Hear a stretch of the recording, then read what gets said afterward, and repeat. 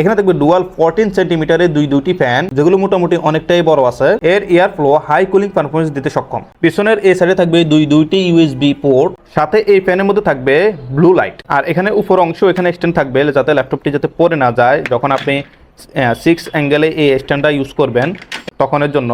আর এই ডিজাইনটা বলা যায় এরগোনমিক ডিজাইন। তো এই ছিল কুলিং ফ্যানের ওভারভিউ। এখন আমরা ল্যাপটপের সাথে এটা কানেক্ট করব এবং দেখব কেমন কি পারফরমেন্স দেয়। ওকে, দেখতে পাচ্ছেন ল্যাপটপটি বসিয়ে ফেললাম। ইউএসবির এই কেবলটি দিয়ে ল্যাপটপের সাথে কুলিং ফ্যানটি কানেক্ট করে ফেলবো। এর জন্য ল্যাপটপের যে ইউএসবি পোর্ট আছে এখানে একটা কানেকশন দিতে হবে এবং আরেকটি চলে যাবে আমাদের কুলিং ফ্যানের পিছনের যে দুইটি ইউএসবি পোর্ট আছে সেখানে যে কোনো একটি। ওকে, ডান। এবার আমরা ল্যাপটপটি অন করি। দেখতে পাচ্ছেন ল্যাপটপটি অন করার সাথে সাথে কুলিং প্যাডটিও অন হয়ে গেছে। যদি আপনাদেরকে ল্যাপটপটি সরাইয়ে কুলিং প্যাডটি দেখায়, এই যে দেখতে পাচ্ছেন কুলিং প্যাডটি, এখানে ফ্যানের মধ্যে ব্লু লাইট থাকবে। আর এর এয়ার ফ্লোটাও যথেষ্ট মোটামুটি ভালো, যেহেতু এখানে অনেক বড় 14